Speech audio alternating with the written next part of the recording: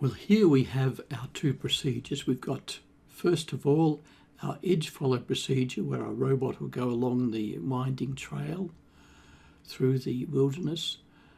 And the second one is when it reaches the pool, it'll try and clear it.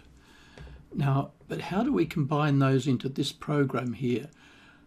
We got while it's true with edge follow. So at edge follows, it checks to see if it's found the silver beach, the white sand.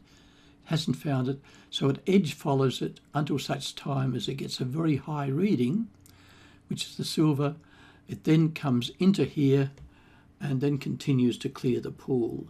Okay, so you can see that having these procedures, these functions, really simplifies the form of our final swimming pool program. Now, we want to run this and we'll have to adjust all those values. So let's take a look at that. We started by getting the light values of the green, the white, the silver and the black, and we ran into an immediate problem. Our optical distance sensor was saturating and getting the same value on white and silver, which would have made running this program impossible. One way to fix this would have been to reduce the overall light level in the room. However, that would have made filming impossible. So what we did was to raise the optical distance sensor one hole in Fusion, one hole further away from the floor. This reduced all the values to quite a satisfactory extent.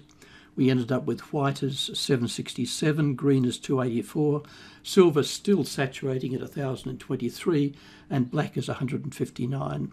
And these resulted in the values which you can see on the screen in front of you when we took the averages. Now, we've only made one other change.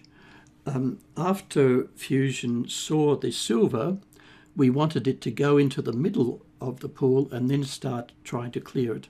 And so we put this extra command, this extra motor command here. In the run, you will see coming up in just a moment, in fact, we changed that 1 second to half a second. But apart from that, the run you will see just about now is exactly this program you can see in front of you. So let's see what Fusion does.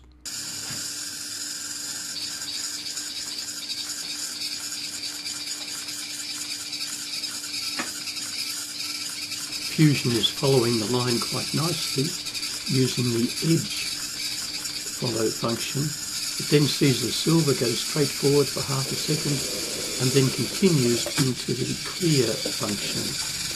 And it then starts going around and using a sumo type of program trying to clear things. To save a bit of time, I'll speed up the video.